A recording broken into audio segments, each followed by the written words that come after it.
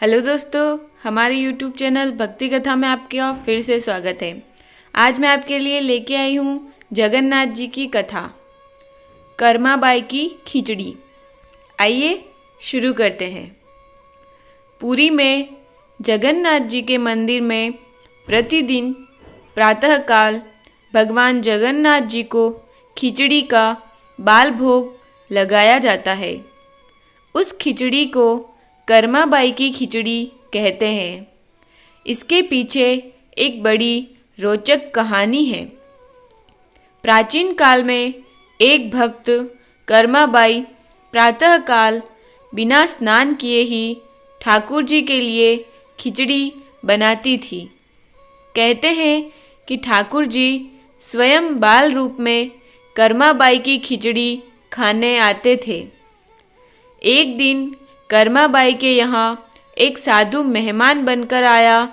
कर्माबाई ने उस साधु को अपने घर में ठहराया। साधु कुछ दिन कर्माबाई के घर में ही रहा।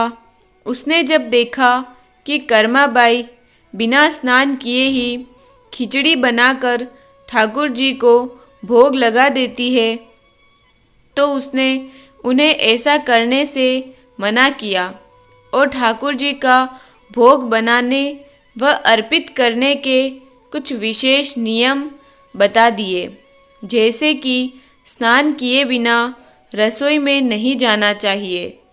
अगले दिन कर्माबाई ने इन नियमों के अनुसार ठाकुर जी के लिए खिचड़ी बनाई, जिससे उन्हें देर हो गई और वे बहुत दुखी हुई कि आज मेरा ठाकुर भूखा है।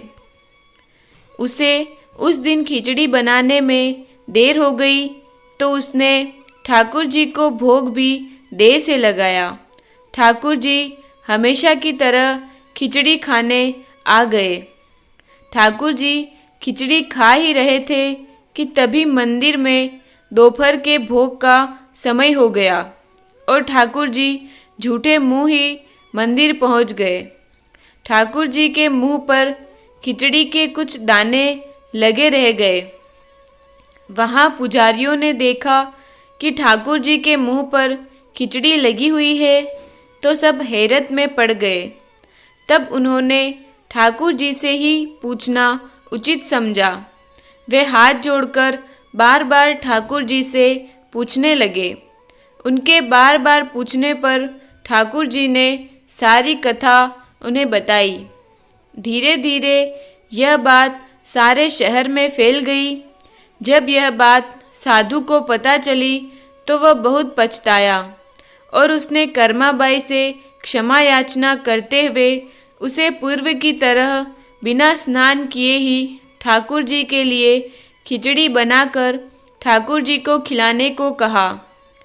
आज भी पुरी के जगन्नाथ मंदिर में प्रातःकाल बाल भोग में खिचड़ी का ही भोग लगाया जाता है। मान्यता है कि यह कर्माबाई की ही खिचड़ी है।